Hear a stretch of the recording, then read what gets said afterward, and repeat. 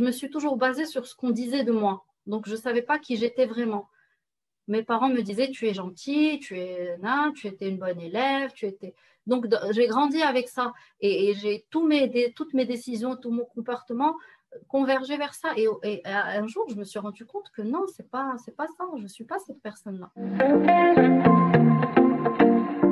Charlotte Gard, je suis ravie de vous retrouver aujourd'hui pour cette nouvelle interview. J'ai vraiment le grand plaisir d'accueillir Amina qui va nous parler de son parcours. Merci Amina d'avoir accepté du coup ma proposition d'interview et bienvenue du coup sur cette chaîne. Merci à toi pour l'invitation. Je suis ravie de faire partie des Lead Girls. Je te remercie. Alors, dans un premier temps, du coup, Amina, raconte-nous un petit peu qui tu es, ton parcours, qu'est-ce que tu fais aujourd'hui. Et puis après, on va rentrer un petit peu dans le détail, du coup, ton ancien parcours professionnel, ton déclic et la transformation qui s'est passée pour toi, le changement qui s'est opéré pour toi. Donc, je te laisse la parole pour te présenter. Ok, alors je m'appelle Amina, j'ai 38 ans. Je suis maman de 2 enfants, je suis marocaine. Et donc, en fait, je suis née, j'ai grandi au Maroc. Je suis venue faire mes études en France pendant 7 ans, où j'ai travaillé un peu. Ensuite, je suis rentrée au Maroc. J'ai travaillé, je me suis mariée, j'ai eu mes enfants. Et là, je suis revenue en France cet été, en août 2020. D'accord. Et voilà, depuis, je suis là. Et ça a été une très grande expérience pour moi de changer de vie en plein confinement. Donc, je t'en dirai plus tout à l'heure, mais Ouais. Oui, ça a parce que du coup, été… ça s'est fait en plein confinement, en pleine crise sanitaire et économique en même temps. Donc, du coup, c'est vrai que c'est un grand changement. Alors, justement, parle-nous un petit peu de ce que tu faisais avant. Quel a été ton parcours professionnel? Voilà, ce que tu faisais. Et après, on parlera du déclic. Pourquoi tu as voulu changer de vie et surtout de voie professionnelle? Alors, dans ma vie antérieure, j'ai travaillé en entreprise pendant 14 ans et j'ai passé les 12 dernières années dans la même boîte. En fait, c'était une grande multinationale de cosmétiques française, dont je ne citerai pas le nom. Ouais. Donc, j'ai rejoint cette boîte, c'était vraiment la boîte de mes rêves. J'avais 26 ans et j'ai été recrutée pour créer un nouveau poste. Et tout de suite, j'ai eu des responsabilités très importantes. Hiérarchiquement, je dépendais du patron de la filiale. Donc pour moi, c'était vraiment, en termes de secteur d'activité, en termes de responsabilité, c'était le rêve. J'étais impliquée dans des super projets. Voilà, donc les premières années, c'était vraiment, j'étais au top de moi-même. Tu avais vraiment la carrière dont tu rêvais pour le moment. Absolument, oui. Mm. Parce qu'à l'époque, j'étais vraiment carriériste, je voulais vraiment réussir, je voulais évoluer, j'avais besoin de reconnaissance. J'avais besoin d'être tout le temps challengée, stimulée, et tout ça, je le retrouvais en fait dans cette dynamique. J'étais dans cette dynamique, Mm. j'étais jeune, j'étais pas mariée, donc j'avais la niaque, c'était super, vraiment, ça m'a propulsée. Et en fait, avec le temps, donc là, je vais te parler de mes déclics en fait, parce que tu m'as demandé quel a été le déclic. Oui, du coup, parce que en fait, finalement, ce qu'on comprend, c'est que tu as passé 14 ans. En fait, vraiment, tu as suivi un parcours que tu t'étais fixé, un parcours Oui. de rêve, hein. Donc un bon salaire, un poste, des responsabilités. On te Mm. laissait la main pour pouvoir du coup te développer. Et qu'est-ce qui s'est passé du coup du jour, enfin, j'ai envie de dire du jour au lendemain, mais non, parce que c'est un processus. Mais qu'est-ce qui s'est passé comme déclic pour que tu puisses te dire voilà, aujourd'hui, je souhaite changer de voie parce que ça ne me correspond plus et je ne suis plus alignée avec ça. Absolument. Alors, donc là, j'ai créé le poste, c'est super et tout. Et à partir d'un moment, quand tout roulait, bah, ça commençait à devenir routinier et j'ai Ouais. commencé à m'ennuyer. Mais voilà, c'était quand même intéressant parce que le secteur d'activité me plaisait, j'avais pas l'impression de travailler. Après, donc, j'ai eu mon premier enfant. Et là, je commençais à sentir que ce travail acharné avec des horaires de folie, enfin, surtout que c'est une boîte où enfin, elle est connue pour ces horaires à rallonge. Effectivement, j'avais un niveau de stress qui était, que je supportais à l'époque, mais quand j'ai eu mon enfant, j'ai commencé à prendre du recul et à me rendre compte que c'est plus la vie que je voulais. Parce que je passais pas de temps avec lui, parce que ça correspondait plus au modèle que je voulais. Du coup, j'ai eu cette première prise de conscience. Je me suis dit, attends, je ne peux pas continuer comme ça. J'ai l'impression de passer à côté de ma vie. Et là, mes priorités ont changé, mes besoins ont changé. J'avais besoin de passer plus de temps en famille, de passer plus de temps avec mon enfant, de jouer mon rôle de maman. Euh, Ensuite, j'ai eu mon deuxième enfant et là, ça s'est accentué. Et là, j'ai carrément fait un baby blues ou une Ah dépression oui. postpartum ou appelle ça comme tu veux, mais j'en ai parlé à personne. Je l'ai gardé pour moi parce que, bien sûr, il fallait garder la face, la femme leader qui réussit, T'es voilà, sur qui a des tes épaules. responsabilités, qui les assume. Exactement. Donc, vraiment, j'étais au fond du fond, je me sentais pas bien, j'étais déprimée, mais je le montrais pas et je ne l'acceptais pas. Vraiment, j'étais dans le refoulement total. Et un jour, j'ai décidé de prendre le taureau par les cornes. Je me disais, je peux pas laisser ma vie comme ça me passer entre les mains. Juste l'idée de reprendre le travail m'horripilait. Vraiment, j'étais hyper stressée. J'ai rajouté un mois de congé maternité parce que je repoussais au maximum. Je ne m'imaginais pas revenir au bureau et avoir cette vie qui ne me correspondait plus. Ouais. Et par hasard, un soir en allaitant, je tombe sur un groupe de parole sur Facebook. J'étais en train de scroller sur la confiance en soi. Je me suis dit, tiens, ça peut me faire du bien d'aller parler un peu, déposer ce que j'ai à déposer. Et en fait, c'était une coach qui organisait ça. Et petit à petit, les participantes se sont désistées. Je me suis retrouvée en one-to-one avec elles. Et ça, c'était le plus beau Le moment cadeau. de cette période, exactement. Un cadeau. Et je me suis rendu compte que je me disais, attends, la nana, elle transforme la vie des gens en leur redonnant le sourire, redonnant espoir. Et je ne savais même pas que ce métier existait. Je me Hmm. suis dit, mais c'est ça que je veux, c'est ça que j'ai envie de faire en fait. Et je lui ai dit, mais est-ce qu'il y a des formations? Est-ce qu'il y a quelque chose à faire par rapport à ça? Je ne connaissais pas du tout le métier. Là, du coup, je me suis renseignée. J'ai suivi une certification ICF parce que je voulais un truc qui soit reconnu pour en faire mon métier, mais j'arrivais pas. J'arrivais pas à quitter la sécurité de mon poste. J'arrivais pas à franchir le pas parce que j'avais peur. J'avais peur de renoncer à tout ce que j'avais construit. J'avais peur d'aller vers l'inconnu. Euh, j'avais peur. Donc, ce n'était Ouais. pas encore le moment. Ensuite, quelques années plus tard, il y a une collègue qui m'a proposé d'aller avec elle à un atelier sur l'ikigai. Je ne savais pas ce que c'était. Pour moi, à la base, je pensais que c'était un cours de cuisine ou un truc, je sais pas. Elle avait l'habitude de me proposer de participer à des choses un peu qui sortent du commun. Et là, c'est bon, ça a été le plus gros déclic de toute mon histoire, en fait, de toute ma transformation, parce que quand j'ai compris que, là, vraiment, j'ai eu la confirmation que je n'étais pas à ma place, que ce que je faisais ne nourrissait pas mes besoins. J'ai compris que mon bonheur pouvait être ailleurs et c'est là où j'ai commencé toute l'introspection que j'ai faite sur moi et que je me suis dit, mais en fait, je peux vivre de ma passion. Je peux trouver un métier qui me nourrit et qui me fait vivre en mode flow, tu vois, où vraiment je fais abstraction de tout ce qu'il y a autour, je suis dans mon élément, je suis dans ma mission de vie, et pour transformer la vie des gens, c'est quelque chose qui est inné chez moi, en fait. Enfin, toutes mes copines venaient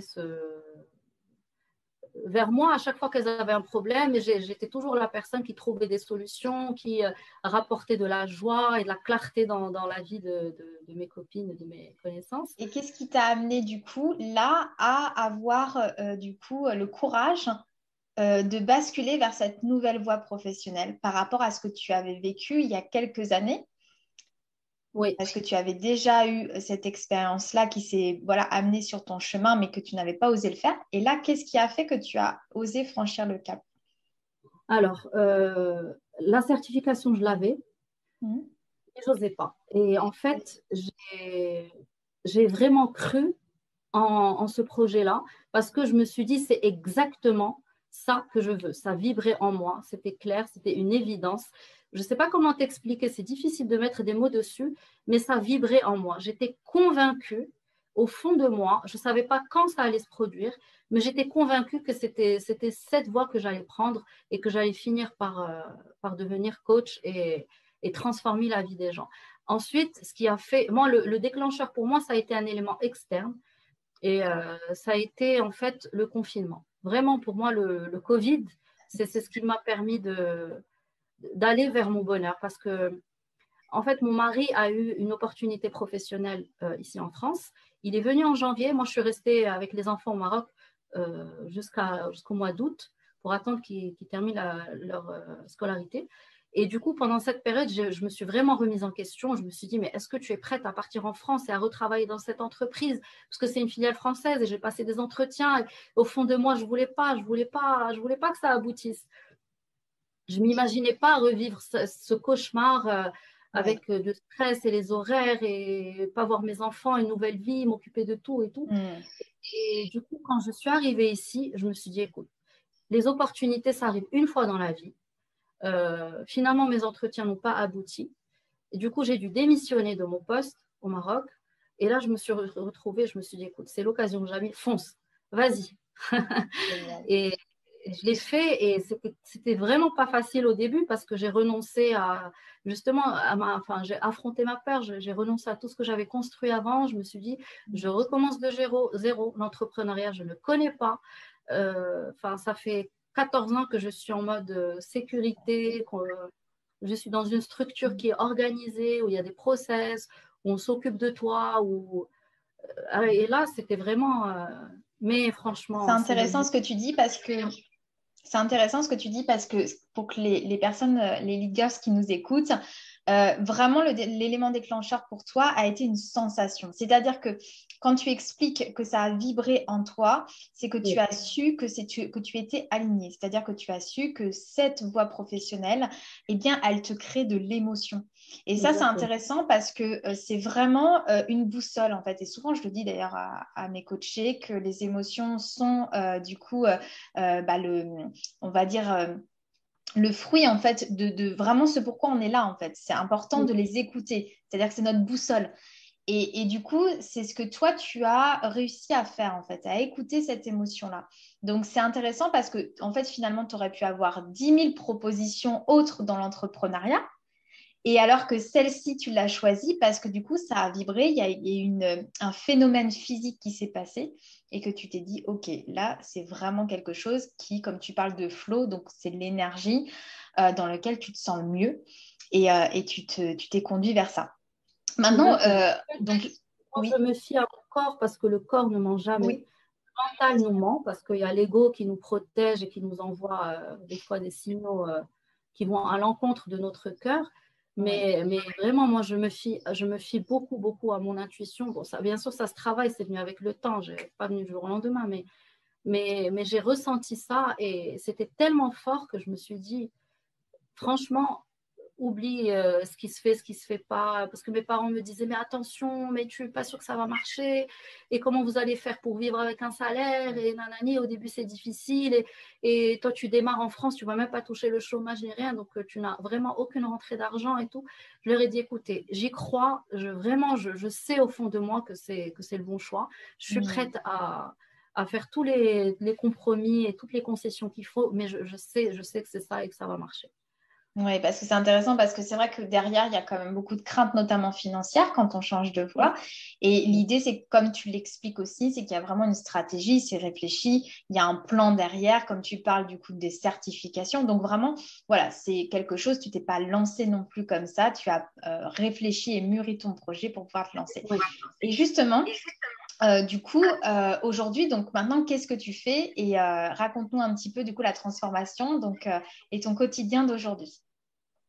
Alors, aujourd'hui, ce que je fais, c'est que vraiment, j'aide les femmes qui ont vécu ce que j'ai vécu moi il y a 3 ans à se transformer. Parce que si moi, j'ai réussi à le faire, c'est que vraiment, c'est possible de le faire et que du coup, aujourd'hui, j'ai choisi d'accompagner les femmes qui occupent des postes à responsabilité, qui ont perdu l'enthousiasme et la motivation et qui s'ennuient dans leur poste, qui veulent du changement mais qui ont peur, justement, c'est cette peur qui est présente et qui les bloque.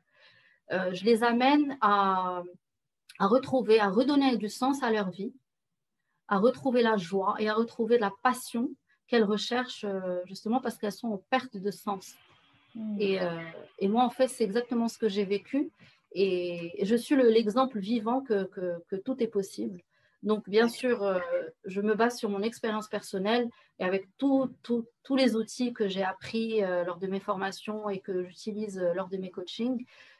C'est une formule que j'ai développée et franchement qui donne de très beaux résultats. J'en doute pas. J'en doute pas. Et puis quand ça part de sa propre expérience, il y a encore plus d'énergie pour pouvoir amener à la transformation d'autres personnes pour découvrir la même chose que soi.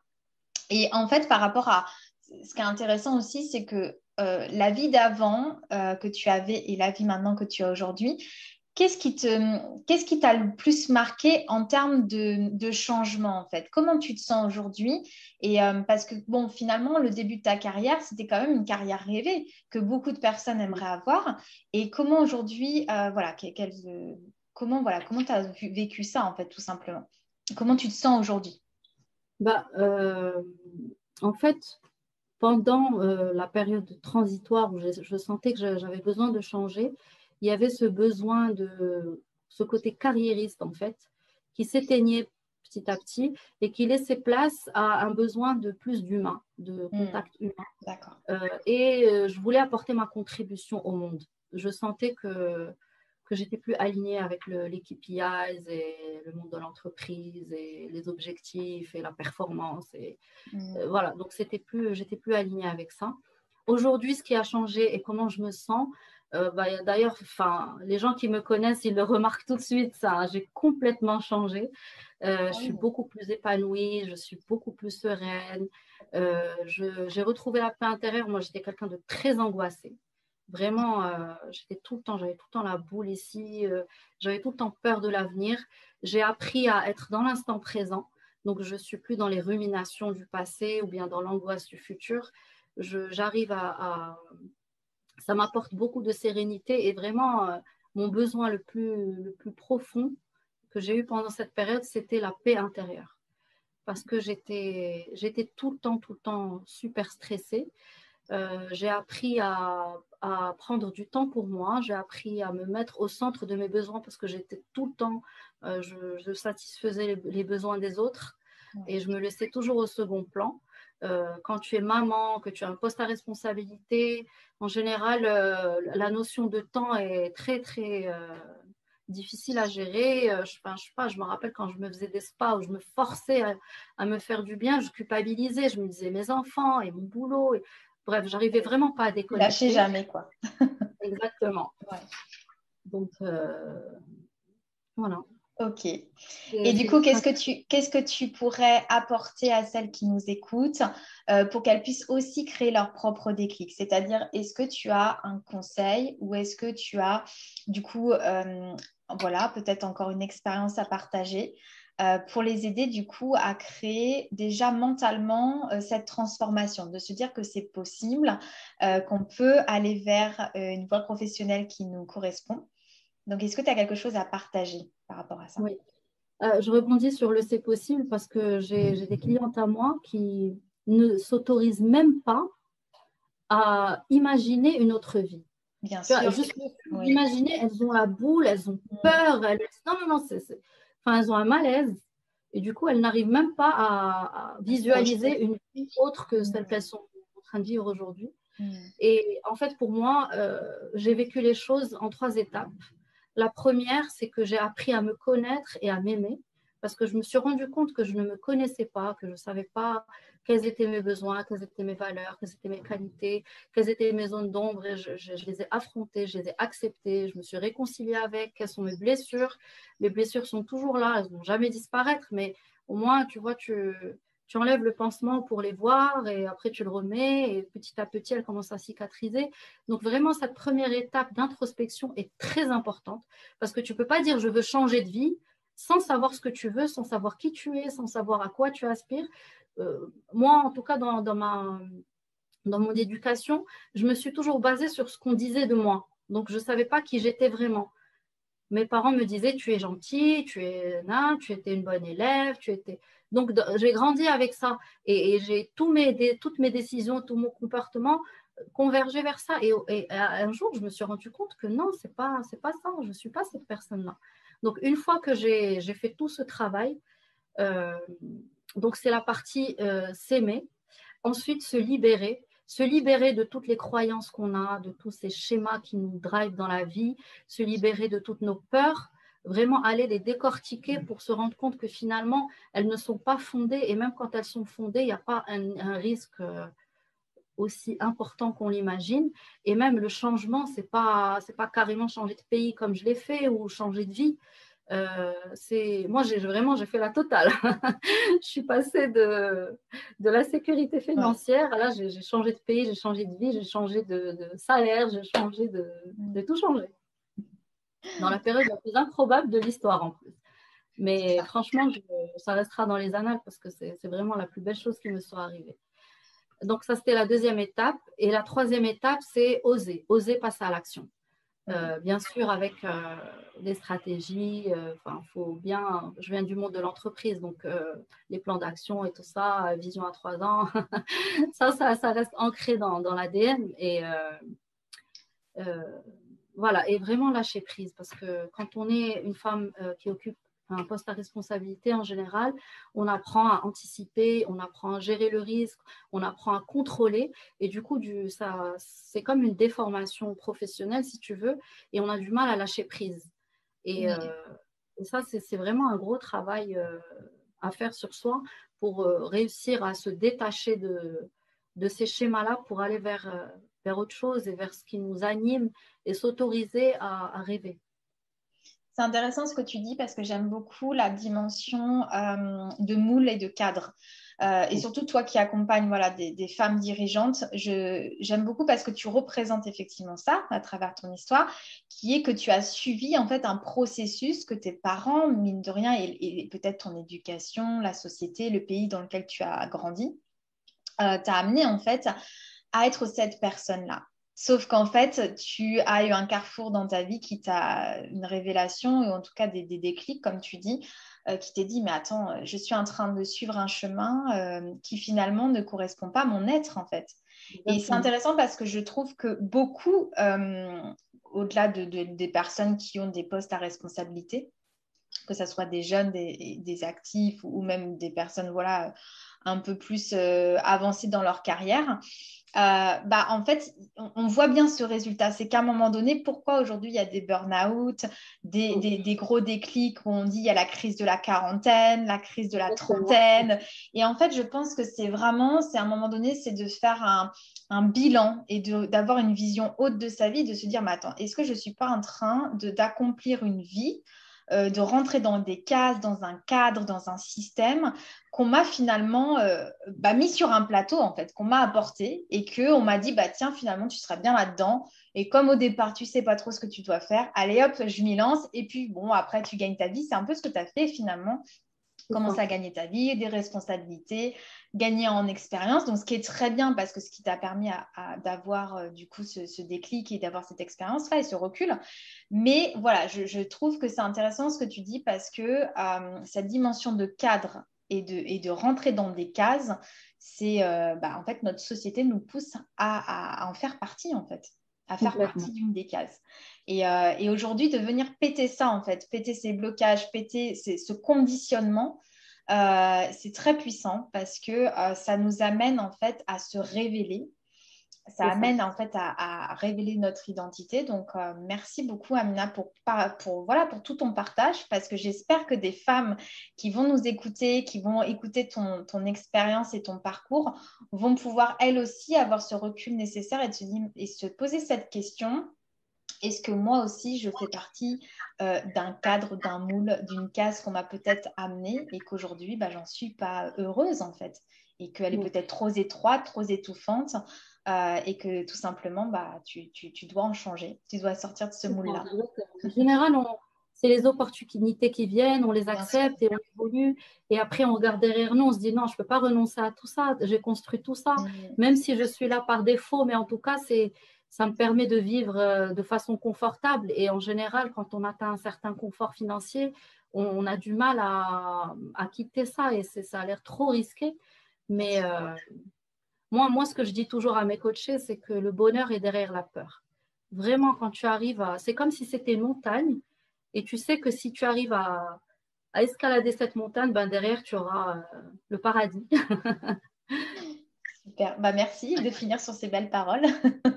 Est-ce que tu voulais rajouter quelque chose pour la fin de l'interview? Écoute, vraiment message d'espoir et dire que c'est possible et qu'il faut vraiment du courage, savoir où on va, parce qu'en général, c'est l'inconnu qui fait peur. Mais une fois que tu as dessiné les contours de ce que tu veux et de la vie que tu souhaites et que ça répond à tes valeurs, là, tu es inarrêtable et enfin, c'est que du bonheur. Super. Merci beaucoup, Amina, pour ta présence et pour avoir partagé ton expérience. Merci à toi. Et je vous dis à très vite, Charlotte Girl, pour une prochaine interview. À bientôt.